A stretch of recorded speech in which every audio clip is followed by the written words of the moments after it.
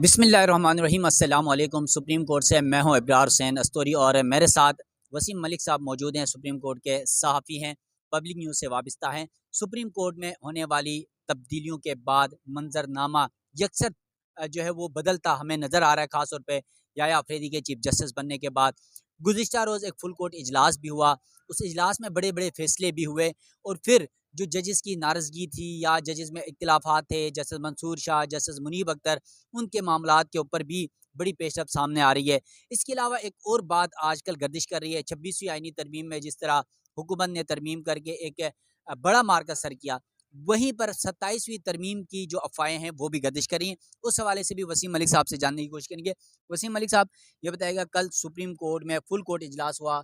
रवायत है वैसे चीफ जस्टिस नए बनते हैं तो वो फुल कोर्ट इजलास बुला लेते हैं, लेकिन कल का इजलास इंतहाई अहम था। Justice Mansoor Shah, justice Munib, senior जजेस को छोड़ के तीसरे नंबर के जस्टिस याया अफरीदी को चीफ जस्टिस बनाया गया। इस सूरत हाल में ये पहला इजलास कैसा रहा? उसके मिनट्स जारी कर दिए गए हैं, उसके अलावा मिनट्स के अलावा अंदर की स्टोरी क्या है? अच्छा देखिए, जो एक खबर सामने आई वो तो एक ग़ालिबन प्रेस रिलीज़ की सूरत में सामने आई और जिसमें कहा गया कि जो केस मैनेजमेंट प्लान है जजेस ने उस पे बैठकर गौर किया। आल्दो की ये खबर नहीं है, इसके अलावा भी बहुत सारी चीज़ें डिस्कस हुई हैं। मगर इस प्रेस रिलीज़ में से भी सबसे बड़ी खबर एक सामने आई। आप उसको पढ़ें ना, उसके 4 पैराग्राफ्स हैं। उसके 4 पैराग्राफ्स में एक शख्स जो सिर्फ़ वीडियो लिंक के ज़रिए पेश हुआ उसका 3 मर्तबा नाम है और वो मतलब हर जस्टिस बात मंसूर उसकी मानी गई। और वो जस्टिस मंसूर अली शाह है। जो एक पैराग्राफ में उसका नाम नहीं है, उसमें उसके उस केस मैनेजमेंट प्लान का ज़िक्र है जो कल इन्होंने अपनाया है फुल कोर्ट में बैठ के।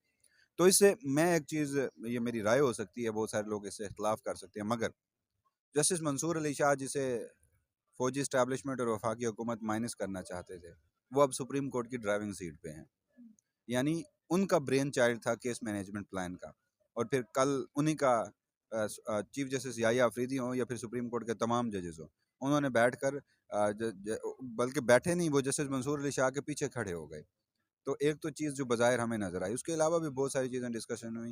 देखिए, ये इंतहाई गैर मामूली इजलास था।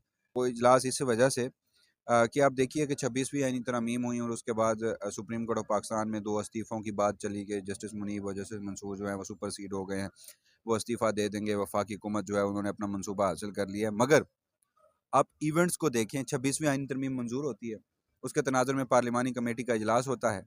जब वो इजलास हो जाता है तो जस्टिस याहिया अफरीदी का नाम फाइनल किया जाता है। जस्टिस याहिया अफरीदी ईवान सदर में हल्फ उठाने जाते हैं, वहाँ पर माहौल ही सोगवार होता है।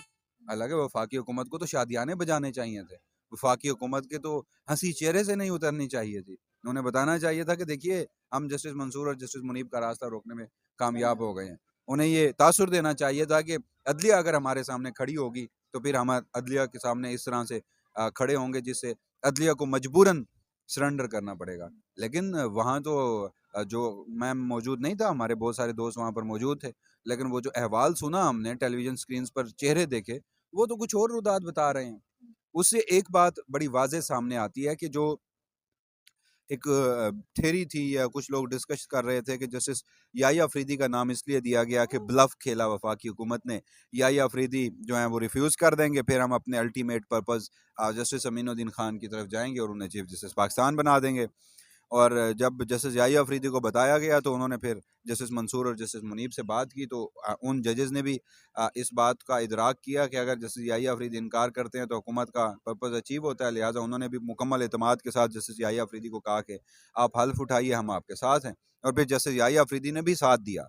वो हल्फ उठाते हैं, वहाँ कोई फ़ोटो सेशन नहीं होता, आर्मी चीफ मौजूद होते हैं, वज़ीर आज़म मौजूद होते हैं, सदर मौजूद होते हैं। याहिया अफरीदी साहब हल्फ उठाते हैं, अपनी अहलिया और अपने माँ के पास जाते हैं, उनसे मुलाकात करते हैं, फ़ौरन बगैर कोई तस्वीर बनाए सुप्रीम कोर्ट पहुँच जाते हैं। सुप्रीम कोर्ट से उनका पहला हुक्मनामा सामने आता है, जस्टिस मंसूर और जस्टिस मुनीब को कमेटी में वापस ले लेते हैं। उनका जो दूसरा हुक्मनामा आता है सुप्रीम जुडिशल काउंसिल का, इजलास बुला लेते हैं। तीसरा इक़दाम जो है इंसदाद दहशतगर्दी अदालत के इंतज़ामी जजेस का कारकर्दगी समेत इजलास तलब कर लेते हैं। तो उसके बाद फिर कल को फुल कोर्ट का इजलास होता है। तो इस सारे तनाज़ुर में फुल कोर्ट का इजलास इंतहाई अहम था। अगर तो कोई ये समझता है कि फुल कोर्ट के इजलास में, गो कि अभी खबर बाहर नहीं आई, लेकिन कोई ये समझता है कि फुल कोर्ट के इजलास में सिर्फ केस मैनेजमेंट सिस्टम पर बात हुई है, तो मैं बड़ी माजरत के साथ, बड़े ही एहतराम के साथ कहता हूँ कि वो अहमकों की जन्नत में रहता है। फुल कोर्ट के इजलास का जो एजेंडा होगा, उसका आइटम नंबर 1 ही मेरे ख्याल में 26वीं आईनी तरमीम होगी। उसमें मखसूस नशिस्तों पर अमल दरामद ना करने के हवाले से जो सुप्रीम कोर्ट ऑफ पाकिस्तान की रिट ख़त्म की गई है उस पर बातचीत होगी, उसमें प्रैक्टिस एंड प्रोसीजर तरमीमी ऑर्डिनेंस पे बात होगी, गो कि उस पर हमारा जजेस के खिलाफात से बात होगी, गो कि उसमें हमसे मुतालिक भी बात होगी। ये जो सोशल मीडिया और मेन स्ट्रीम मीडिया है, जैसे याहिया अफरीदी एक कन्वेंशनल जज हैं, वो टेक्नोलॉजी या मेन स्ट्रीम और सोशल मीडिया जो है उसे ज़्यादा पसंद नहीं करते, और फिर जिस तरह से वाक़यात काजी फैसल साहब के वो जो बुनियादी इंसानी हकूक़ के मकबरे पर पेश आए, हमारे कुछ साफ़ी दोस्तों ने सवाल किए, आल्दो कि उस पर मेरा इख्तलाफ है कि वो तरीक़ाकार दुरुस्त नहीं था, बेहतर होना चाहिए था, मगर उस सारे मामले में जो जस्टिस याहिया अफरीदी का कंडक्ट है, तो मेरे ख्याल में जो गुज़श्ता रोज़ फ़ैसले लिए गए हैं उससे कुछ चीज़ें तय हो चुकी हैं। जस्टिस मंसूर ड्राइविंग सीट पे हैं, जस्टिस मंसूर और जस्टिस मुनीब को माइनस करने वालों के ख्वाब मलियामेट हो चुके हैं। जस्टिस मंसूर और जस्टिस मुनीब ने भी जस्टिस याहिया अफरीदी को पूरे अपने ताउन की यकीन दहानी कराई है। तो कल के जो फैसले हुए हैं, मुझे ये लगता है कि अगले 10 से 15 रोज़ में सिमत अब हमें एटलीस्ट अब नज़र आना शुरू हो गई है कि जस्टिस याहिया अफरीदी जो है वो काजी फैसल की लेगेसी को कंटिन्यू नहीं करेंगे, लेकिन वो किस हद तक आगे जाते हैं, वो जो एक सिमत है वो हमें अगले 10 से 15 रोज़ में गुज़श्ता रोज़ के फुल कोर्ट इजलास के फैसलों के बाद सामने आना शुरू हो जाएगी। अच्छा वसीम भाई ये बताइएगा कि ये तो सुप्रीम कोर्ट के अंदर की सूरत-हाल है, लेकिन दूसरी जानिब 26वीं आईनी तरमीम से ये अफ़वाह है या ये तो हकीकत भी है, वो मकासद हासिल नहीं किए जा सके जिनकी ख्वाहिश ज़ाहिर की जा रही थी। तो ये भी अफ़वाह गर्दिश कर रही है कि अब 27वीं तरमीम की तरफ बढ़ने की कोशिश कर रही है हुकूमत। अ, वैसे तो उनके वज़रा जो है ना वो डिनाई कर रहे हैं, लेकिन ये बात 110% है कि 27वीं तरमीम के लिए रास्ते हमवार किए जा रहे हैं।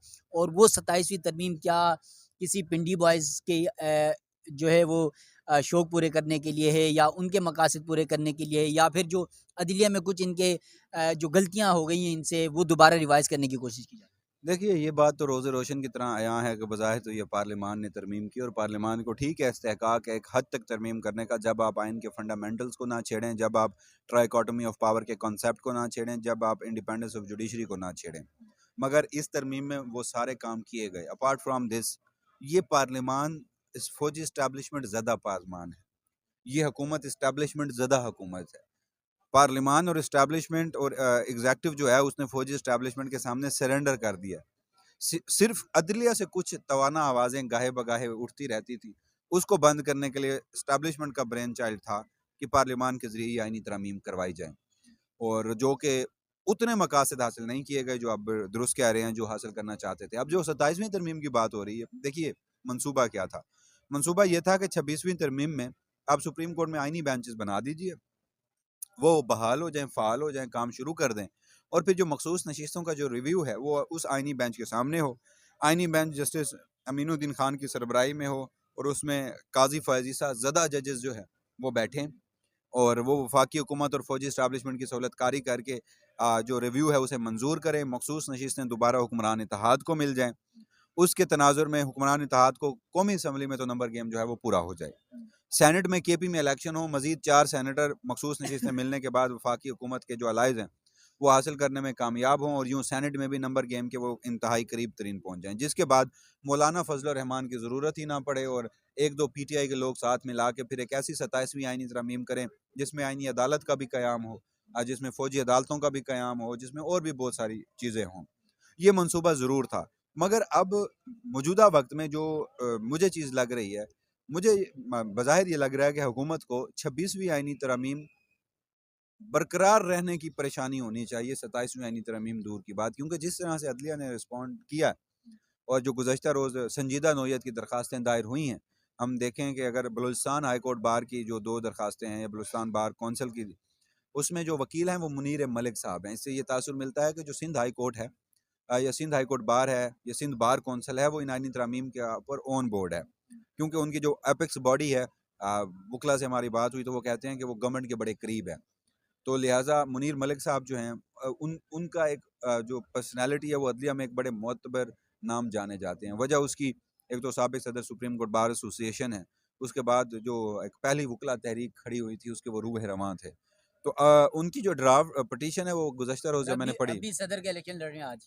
वो मुनीर काकड़ साहब और अच्छा हैं, ये मुनीर मुनीर मलिक साहब और हैं। मलिक साहब जो काजी फैसल साहब के वकील थे रेफरेंस में। वकील एग्ज़ैक्टली, आप बिल्कुल दुरुस्त कह रहे हैं। तो ये जो पटिशन ड्राफ्ट की गई है, उसको मैं पढ़ रहा था तो वो बड़ी खूबसूरती से ड्राफ्ट की गई। उसमें पहले तो ये कहा गया है कि हजूर हमारी ये जो आईनी दरख्वास्त है इसको कोई आईनी बेंच ना सुने, इसको पुरानी सुप्रीम कोर्ट सुने, क्योंकि हम तो 26वीं आईनी तरमीम ही चैलेंज कर चुके हैं। तो 26वीं आईनी तरमीम वो बेंच सुनेगा जो 26वीं आईनी तरमीम के नतीजे में बना होगा, तो हम इसे काबिल कबूल नहीं है। और दूसरा उन्होंने कहा कि जुडिशल कमीशन ऑफ पाकिस्तान की तश्कील 9 से भी रोका जाए और आईनी बेंच की कॉन्स्टिट्यूशन से भी रोका जाए। तो उनकी जो दरख्वास्त है बड़ी संजीदा नौयत की है, और गुज़श्ता रोज़ के तनाजुर में मैं अगर उसे देखूँ तो मुझे आने वाले दिनों में इंतहाई अहम डेवलपमेंट्स जो हैं वो सुप्रीम कोर्ट से नज़र आ रही हैं। तो अब वफाकी हुकूमत अटैम्प्ट तो ज़रूर करेगी, कोशिश ज़रूर करेगी, बुनियादी इंसानी हकूक़ को छेड़ने की कोशिश करेगी, लेकिन अब ये अदलिया का भी इम्तिहान है कि अगर आप 26वीं आईनी तरमीम पर यूँ ख्वाब खरगोश के मज़े लेते रहे तो फिर 27वीं आईनी तरमीम में शायद वो जुडिशरी ही ख़त्म कर दें। अच्छा, चलें ये तो अब आने वाला वक्त ही बताएगा। सुप्रीम कोर्ट में तब्दीली आ चुकी है जस्टिस याह्या खान अफरीदी के चीफ जस्टिस बनने के बाद, और जिस तरह वसीम मलिक साहब ने बात की कि ड्राइविंग सीट पे अब जो है वो जस्टिस मंसूर शाह हैं, तो देखते हैं कि सूरत हाल कहाँ तक जाती है। और 26वीं आईनी तरमीम के बाद 27वीं आईनी तरमीम की ये जो अफवाह है, क्या ये हकीकत है या सिर्फ एक अफवाह छोड़ी जा रही है जजेस को दबाने के लिए या जजेस को परेशान करने के लिए, या फिर एक जो मूवमेंट वकला के अंदर चलने लगी थी या उठने लगी थी, उसको दबाने के लिए ये सब कुछ किया जा रहा है। ये तो आने वाला वक्त ही बताएगा। सुप्रीम कोर्ट से मुझे और वसीम मलिक को दीजिएगा इजाज़त। अल्लाह हाफ़िज़।